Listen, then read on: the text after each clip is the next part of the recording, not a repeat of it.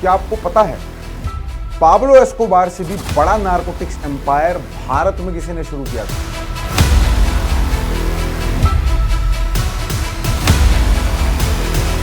ये मान के चलो कि आज की मुंबई और शंघाई को सबसे पहले इसी इंसान के परिवार ने चमकाया था। हमारे प्रधान सेवक फादरलैंड जाकर जब यहूदियों की तारीफ में कसीदे बुनते नहीं थक रहे हैं, समय समय पर यहूदियों के देश में नच बलिए का प्रोग्राम करने चले जा रहे हैं, तो मुझे लगा कि ऐसे में देश की सबसे इंपॉर्टेंट यहूदी फैमिली के बारे में तो भाई बात करना बनता है। तो ये कहानी है एक ऐसे यहूदी परिवार की जो 200 साल पहले बगदाद से भागकर मुंबई आया। उनके पास ना कोई सेना थी, ना राजा का खजाना था, सिर्फ दिमाग था, मेहनत थी और एक गंदा ही सही लेकिन कानूनी व्यापार था, कम से कम उस दौर का अफीम का व्यापार। उन्होंने उसी अफीम से 2 महानगरों मुंबई और शंघाई की नींव रख दी। खुद को रॉथस्चाइल्ड ऑफ द ईस्ट कहलवाया। पाब्लो एस्कोबार से भी पहले नारकोटिक्स का सबसे बड़ा कार्टेल चलाया और फिर सब कुछ खो दिया। ये कोई फिल्मी कहानी नहीं है, यह है देश के सबसे ताकतवर यहूदी फैमिली ससून परिवार की कहानी। नमस्कार, मैं हूं तुषार और ये है जेन्जिस्तान। दोस्तों, 1958 की फिल्म यहूदी में मीना कुमारी और दिलीप कुमार ने गाना गाया था। बड़ा अच्छा गाना था, ये मेरा दीवानापन है। लेकिन आज की कहानी मोहब्बत की नहीं है, दौलत, अफीम और शहरों की नींव की है। तो दोस्तों, कहानी शुरू होती है साल 1792 से। बगदाद में एक यहूदी परिवार में एक बच्चा जन्म लेता है। नाम रखा जाता है डेविड ससून। उनके पिता शेख ससून बिन सालेह खलीफा के चीफ ट्रेजरर थे। अब चूंकि शेख ससून खलीफा के खास थे, इसीलिए इस परिवार का सोसाइटी में अच्छा दबदबा था। दिन बहुत बढ़िया तरीके से गुजर रहे थे। पर 1829 में बगदाद में नया गवर्नर दाऊद पाशा आ गया। उसने यहूदियों पर जुल्म करना शुरू कर दिया। यहूदियों की संपत्तियां छीन ली गई, रिश्वत मांगी गई, परिवारों को बंधक तक बना लिया गया। यहां तक कि डेविड, जिस बच्चे का मैंने अभी शुरुआत में जिक्र किया था, जो अब 37 साल का आदमी हो चुका था, उसको भी जेल में डाल दिया जाता है।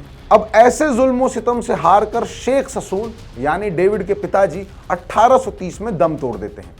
पिता की मौत के बाद डेविड ने बची कुची दौलत लेकर परिवार सहित भागने का फैसला किया। पहले वो ईरान के बंदरगाह बुशायर पहुंचे, वहां कुछ वक्त बिताया, लेकिन उन्हें ईरान जचा नहीं। तो फिर 1832 में वो ब्रिटिश भारत के मुंबई में कदम रखते हैं। तब मुंबई क्या था? सिर्फ 7 छोटे छोटे से द्वीप थे। कोई बॉलीवुड नहीं था, कोई इंडस्ट्री नहीं थी। एक पुराना बंदरगाह था और ईस्ट इंडिया कंपनी का अफीम का गंदा खेल चला करता था। डेविड ने वहां पर डेविड ससून एंड कंपनी नाम से एक छोटी सी कंपनी की शुरुआत करी। वो खुद 5 भाषाएं बोलते थे, अरबी, हिब्रू, फारसी, तुर्की, और अब चूंकि हिंदुस्तान में रह रहे थे तो उन्होंने हिंदुस्तानी भी सीख ली थी, यानी हिंदी भी सीख ली थी। उनकी सबसे बड़ी ताकत उनके 8 बेटे थे। उन्होंने दुनिया के अलग अलग हिस्सों में एजेंट की तरह अपने उन लड़कों को भेजा, परिवार का ट्रस्ट, परिवार का नेटवर्क मजबूत करने के लिए। अब आप उस दौर का अंग्रेजों का खेल भी समझिए। ईस्ट इंडिया कंपनी चीन से चाय, रेशम, मसाले लेकर के आती थी, लेकिन चीन को यूरोप का कोई माल चाहिए ही नहीं था। ट्रेड डेफिसिट बढ़ रहा था, तो अंग्रेजों ने बिहार, बनारस, गाजीपुर, पटना में अफीम उगवानी शुरू करी और चीन भेजना उसको शुरू कर दिया। नारकोटिक्स का धंधा गंदा था, ये अंग्रेज बहुत अच्छे से जानते थे। इसीलिए उन्हें इस पूरे काम को देखने के लिए कोई फ्रंटमैन चाहिए था और वो फ्रंटमैन बने डेविड ससून। डेविड ससून ने वो जगह संभाली। 1839 से 42 में पहला अफीम युद्ध हुआ, जिसमें चीन हार गया। फिर 1856 से 60 में दूसरा युद्ध हुआ, वो भी चीन हार गया। डेविड ने इसी मौके को बहुत ज्यादा फायदा उठाया और उन्होंने सीधे भारतीय किसानों से अनहार्वेस्टेड अफीम खरीदनी शुरू कर दी। इससे क्या हुआ कि बिचौलियों को उन्होंने काट दिया, खुद के तेज क्लिपर जहाज चलाए, ब्रिटिश नेवी की सुरक्षा हासिल की। 1860 के दशक तक David Sassoon and company Bharat से चीन जाने वाले अफीम का 70% कारोबार संभाल रही थी। 1 पाउंड अफीम, जिसकी भारत में उस समय कीमत 300 स्टर्लिंग थी, वो चीन में 4000 स्टर्लिंग तक में बिक जाती थी। इस तरह से ये नारकोटिक्स कार्टेल का खरबों का खेल शुरू हो गया। चीन नशे में डूब गया, वहां परिवार के परिवार टूटने लगे, पूरा का पूरा देश तबाह होने लगा। और यहाँ डेविड ने मुंबई को अपना घर बना लिया। उनके कुल मिलाकर के वैसे 14 बच्चे थे। 8 लड़कों के बारे में मैंने आपको पहले बताया ही। जो उनके सबसे बड़े बेटे अल्बर्ट, जिनका असली नाम अब्दुल्ला था लेकिन उनको खुद को अल्बर्ट कहलाना बहुत अच्छा लगता था, उनको बंबई सौंप दी गई। सबसे चालाक बेटा इलियास, उसको 1844 में चीन भेज दिया गया और इसके साथ ही 1864 में डेविड की फिर मौत हो जाती है। अब डेविड की मौत के बाद क्या हुआ, जो कि आमतौर पर हर एक परिवार में होता है, फूट पड़ी परिवार में। 1867 में इलियास ने अपनी अलग कंपनी बनाई जिसका उसने नाम रखा ईडी ससून एंड कंपनी। दोनों कंपनियां बराबर पैरेलली चलती रहीं, लेकिन साम्राज्य जो है अगर पूरी फैमिली का देखा जाए तो वो लगातार बढ़ता गया। अब ये भी देख लीजिए कि उन्होंने मुंबई को क्या क्या दिया अपनी उस अफीम की कमाई से। 1875 में ससून डॉक्स, ये पश्चिम भारत के पहले वेट डॉक्स थे जो आज भी मुंबई पोर्ट का हिस्सा हैं। 1861 में मेगन डेविड साइनोग बनाया, ये बगदादी यहूदियों का सबसे बड़ा सिनेगॉग था। डेविड ससून लाइब्रेरी बनवाई, आज भी हजारों लोग यहाँ पढ़ने जाते हैं। मसीना हॉस्पिटल बनवाया जो कि उनका पहले पुराना पैलेस था जिसका नाम सेंट सौसी हुआ करता था। पुणे में ससून हॉस्पिटल बनवाया जो उस समय 3 लाख रुपए की लागत से बना था और ये 1863 से लोगों की सेवा करना शुरू कर चुका था। डेविड ससून बेनेवोलेंट इंस्टीट्यूट बनवाया ताकि लड़के लड़कियों के लिए स्कूल जाने की वहां पर व्यवस्था हो सके। Sassoon reformatory for juvenile offenders की स्थापना करी, भारत का यह पहला सुधार गृह था। ससून मैकेनिक्स इंस्टीट्यूट बनवाया जो कि लाइब्रेरी और कल्चरल सेंटर था। 7 से ज्यादा कॉटन मिल्स की स्थापना इन्होंने करी।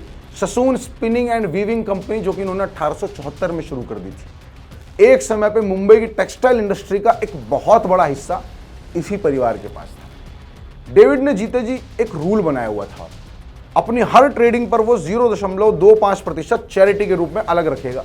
यहूदी इस चैरिटी को ज़ेदा कहा कहते थे, अंग्रेज उन्हें मर्चेंट प्रिंस ऑफ बॉम्बे कहते थे। रॉथस्चाइल्ड ऑफ द ईस्ट का खिताब अंग्रेजों ने उन्हें दिया था।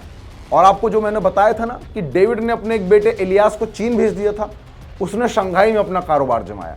इलियास ने 1844 में वहां अपनी पहली ब्रांच खोल दी। फिर उनके पोते सर विक्टर ससून जो कि 1881 से 1961 तक जीवित रहे, उन्होंने एक अलग ही गर्दे मचा दिया था भाई। 1920 के अंत में आते आते ससून परिवार ने भारत से $25 मिलियन जो कि आज के लगभग $500 मिलियन बैठते हैं, शंघाई ट्रांसफर कर दिए क्योंकि वहां पे कारोबार के अंदर उनको अपॉर्चुनिटीज दिखाई दी। शंघाई में क्या क्या राज किया इस परिवार ने वो भी थोड़ा सा जान लीजिए। 1929 में एक आलिशान होटल बनवाया, नाम रखा गया कैथे होटल, जो आज पीस होटल के नाम से जाना जाता है और ये आज भी है। चीन की पहली 11 मंजिलें इमारतें इसी परिवार ने बनवाई। ससून हाउस बनवाया। कुल मिलाकर शंघाई में 1800 से ज्यादा प्रॉपर्टीज की मालिक ये परिवार था। 1930 के दशक में फॉर्च्यून मैगजीन ने विक्टर ससून को तो शंघाईज नंबर 1 रियल्टर तक कह दिया था। उनकी प्रॉपर्टीज अगर हम आज के हिसाब से देखें तो 1.2 से 1.5 बिलियन डॉलर के आसपास की वर्थ की बैठती हैं। दूसरे विश्व युद्ध के दौरान विक्टर ने एक बहुत बड़ा इंसानी काम भी किया था। जर्मनी में यहूदियों को चुन चुन के मारा जा रहा था, जिसकी वजह से नाजी जर्मनी से भागकर 18,000 से 20,000 यहूदी रिफ्यूजीज शंघाई आ गए थे। विक्टर ने क्या किया, विक्टर ने अपना एम्बेकमेंट बिल्डिंग जो थी उसको रिसेप्शन सेंटर में बदल दिया। विक्टर ने इन रिफ्यूजी यहूदियों के लिए सूप किचन चलाई, स्कूल खोले, दूध और खाना मुहैया कराया। शंघाई तब दुनिया के यहूदियों के लिए पोर्ट ऑफ लास्ट रिजॉर्ट बन गया था। अब बात कर लेते हैं ससून परिवार के डाउनफॉल की भी। 1890 के बाद से अफीम का व्यापार गिरने लगा था। 1907 में ब्रिटेन चीन के बीच समझौता हो गया था जिससे अफीम का निर्यात लगभग पूरी तरह बंद हो गया था। परिवार में मुकदमे वसीयत की लड़ाई ऑलरेडी चल रही थी। परिवार की एक महिला फ्लोरा ससून 1894 से लेकर 1902 तक पूरा बिजनेस संभाल रही थी, लेकिन पुरुष सदस्यों ने उसे हटा दिया। 1949 में चीन में कम्युनिस्ट क्रांति हो गई।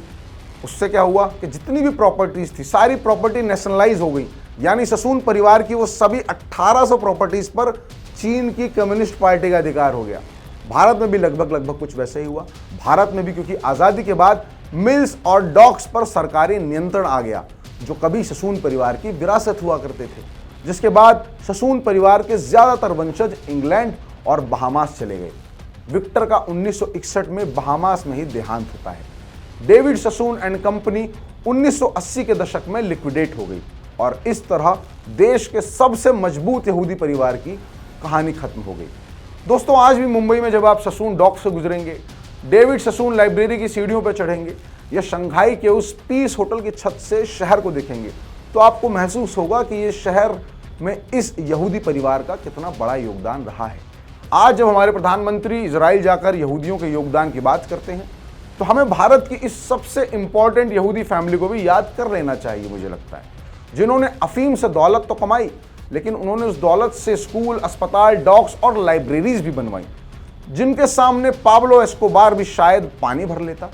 ये थी इंडिया की द ग्रेट यहूदी ससून फैमिली की कहानी। क्या आपको ये कहानी और वीडियो पसंद आई तो मुझे कमेंट में ज़रूर बताइएगा। और हाँ, अगर आपको ये वीडियो अच्छा लगा है तो शेयर करना मत भूलिएगा।